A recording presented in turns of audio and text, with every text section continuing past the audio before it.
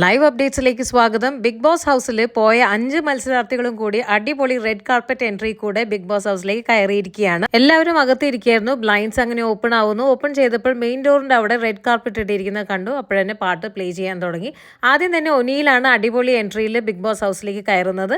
പിന്നീട് അതിനുശേഷം ലക്ഷ്മി കയറുന്നു.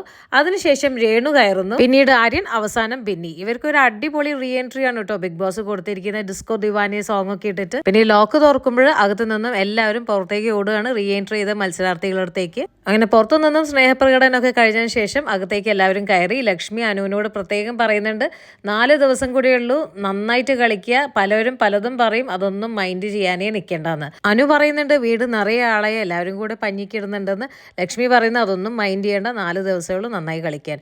അതിൻ്റെ ഇടയ്ക്ക് അനു ലക്ഷ്മിയോട് ചോദിക്കുന്നുണ്ട്, ഇവിടെ എല്ലാവരും പെട്ടെന്ന് അനീഷിനോട് ഒരു സ്നേഹം കാണിക്കുന്നുണ്ട്. രാവിലത്തെ മോർണിംഗ് ടാസ്കിലും എല്ലാവരും അനീഷിനെ പുകഴ്ത്തി പറയുന്നുണ്ട്. ലക്ഷ്മി പിന്നീട് അനുവിനോട് പറയുന്നു, ഇത്തവണത്തെ വിജയ് അൺപ്രഡിക്റ്റബിൾ ആണ്, ആര് ജയിക്കുന്നു ഒരു ഐഡിയ ഇല്ല എന്നുള്ളത്.